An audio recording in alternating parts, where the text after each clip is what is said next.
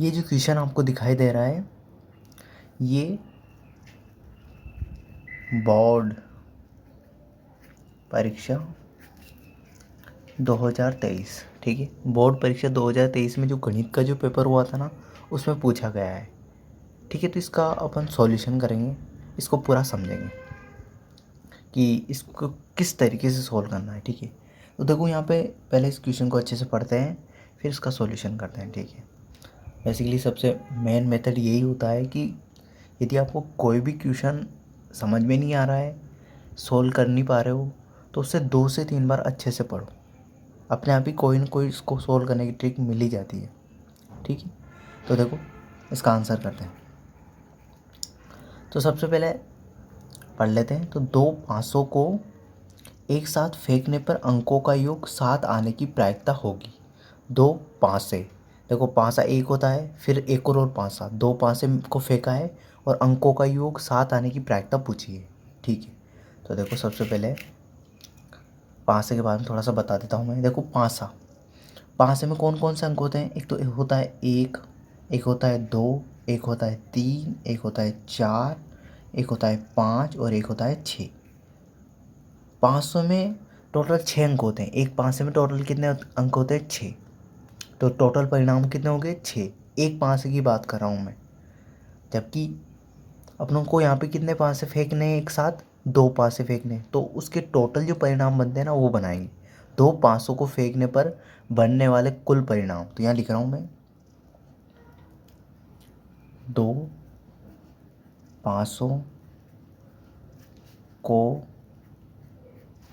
एक साथ फेंकने पर बनने वाले कुल परिणाम। देखो 2 500 को एक साथ फेंकेंगे ना, तो टोटल कुल परिणाम कितने होंगे? देखो एक 500 में होते हैं 6। एक 500 के कुल परिणाम कितने होते हैं? 6। तो 2 500 कितने हो जाएंगे? 6 गुणा 6। 6 गुणा 6 कितने हो जाएंगे? 6 को 6 से गुणा करेंगे तो कितने बन जाएंगे? 36। तो एक 500 को फेंकने में कुल परिणाम होते हैं वो कितने होते हैं? 6 होते हैं, क्योंकि 6 संख्या होती है, 6 बार में कोई भी संख्या आ सकती है। ऐसे ही 2 500 को फेंकने की कुल टोटल परिणाम कितने बनेंगे? वो 36 बनेंगे। वो मैं आपको बना के बताऊंगा कि 36 परिणाम कैसे बनते हैं, वो बना के बताऊंगा, ठीक है। तो देखो अब मैं जो करने वाला हूँ वो 36 परिणाम को बनाने वाला हूँ, ठीक है। समझते हैं कैसे बनेंगे। देखो मैंने एक 500 को फेंका, तो 500 में मान लो कि 1 आ गया, फिर वापस उसी 500 को फेंका, 2 आ गया, फिर फेंका 3 आ गया, फिर फेंका 4 आ गया, फिर फेंका 5 आ गया, फिर फेंका 6 आ गया, ठीक है।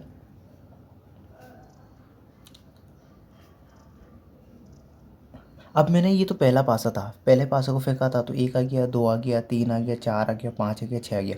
अब दूसरे पासे को फेंक रहा हूँ, तो दूसरे पासे को फेंका तो मैंने 1 आ गया उसमें, फिर वापस फेंका तो फिर 1 आ गया, फिर वापस फेंका फिर 1 आ गया, फिर वापस फेंका फिर 1 आ गया, वापस फिर 1, फिर 1, ठीक है। तो ऐसे बनाने हैं ये। अब वापस मैंने फिर वापस लिख दिया 1 2 3 4 5 और 6। अब मैंने ये पहला पासा फेंका तो एक बार में 1 आ गया, फिर 2 आ गया, दूसरी बार फेंका तो 2 आ गया, फिर तीसरी बार फेंका तो 3 आ गया, फिर चौथी बार फेंका तो 4 आ गया, पाँचवीं बार फेंका तो 5, छठी बार फेंका 6 आ गया। अब दूसरा जो पासा है ना, उसको फेंक रहा हूँ ना मैं, तो उसमें क्या आएगा? आ तो कुछ भी सकता है, पर मैं अच्छे से इसको लिखने के लिए 2 2 लाएंगे अपन, 2 2 2, है ना। सभी में 2 2 2 आएंगे, क्योंकि अपनों को अच्छे से बनाने हैं ना सारे परिणाम, इस वजह से। देखो मैंने सबसे पहले इसमें 1 1 लाया, फिर 2 2, अब मैं 3 3, फिर 4 4, फिर 5 5, फिर 6 6 लाऊंगा। वापस 1 2 3 4, 1 2 3 4 5 6। तो अब कितना लाएंगे? 3 3 3 3 3 और फिर 3।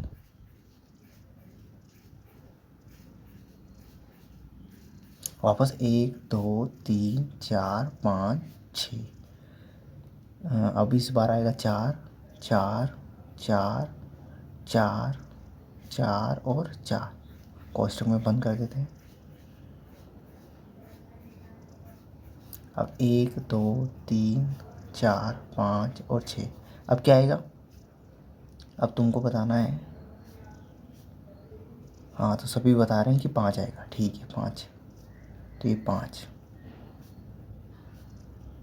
कोष्टक में बंद करना है बता रहे हैं ना। हाँ कोष्टक में बंद भी तो करना है अपनों। अब वापस लास्ट बच गया 1 2 3 4 5 और 6। अब कौन सा आएगा अंक? 6 6 6।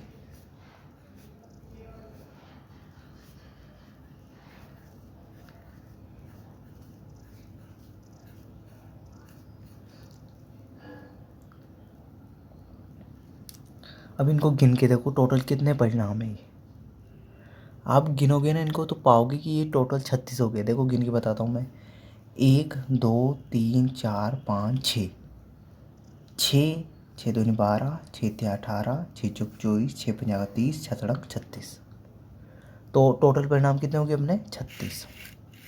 देखो प्रायिकता का सूत्र होता है प्रायिकता, प्रायिकता बराबर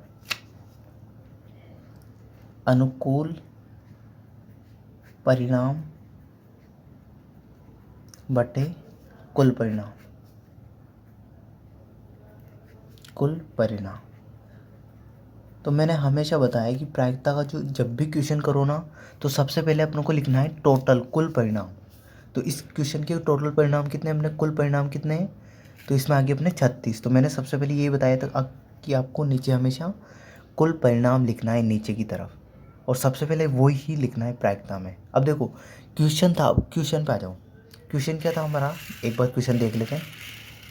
क्वेश्चन था अपना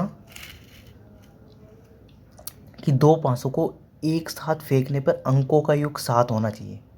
अब अंकों का योग 7 देखना है अपनों को। तो देखो इस परिणाम में देखो अंकों का योग 7। देखो कौन कौन सी संख्या में अंकों का योग 7 हो रहा है। देखो 1 और 1 2 हो रहा है अंकों का योग, 2 और 1 3, 3 और 1 4, 4 और 1 5, 5 और 1 6 और 6 और 1 7। तो एक तो इसमें हो गया, एक तो किसमें हो गया? इसमें एक है ना अंकों का योग 7। अब इसमें देखो इसमें भी हो गया अंकों का योग 7, 5 और 2 7, ऐसे ही 4 और 3 7, 3 और 4 7, 5 और 2 7 और 6 और 1 7। तो ये आ गया अपने। तो ये कितनी संख्या है? गिनो इनको। 1 2 3 4 5 6। कितनी है? 6। तो अनुकूल परिणाम कितने आ गए अपने? 6। तो 6/36। अब 6 कम 6 और छतड़ंक 36, तो 1/6। तो 2 पाँचों को फेंकने पर अंकों का योग 7 आने की प्रायिकता क्या हो जाएगी अपनी? 6/36, और उसको 6 से काट दिया तो कितना हो जाएगा? 1/6। तो इस प्रकार इस क्वेश्चन को करना था पूरा, तभी आपको अच्छे से नंबर देगा वो एग्जामिनर, ठीक है ना। तो आई होप ये आपको समझ में आ गया होगा। तो इसमें कुछ नहीं करना था, सबसे पहले 2 पासों को एक साथ फेंकेंगे तो टोटल परिणाम कितने बनेंगे? 6 × 6 36, क्योंकि एक पासे को फेंकने पर कुल परिणाम होते हैं 6। तो 2 पासे को फेंकेंगे तो कुल परिणाम कितने हो जाएंगे? 6 × 6 = 36। तो कुल परिणाम ऐसे बनाते हैं, ये मैंने बनाना बता दिया है। अब अपनों को पासों का योग, अंकों का योग कितना होना चाहिए? 7। तो कितनी संख्याएं ऐसी है जिनमें अंकों का योग 7 हो रहा है? तो 1 2 3 4 5 6। तो 6/36 और काट दिया तो 1/6। तो आई होप आपको ये क्वेश्चन क्लियरली समझ में आ गया होगा। Thank you.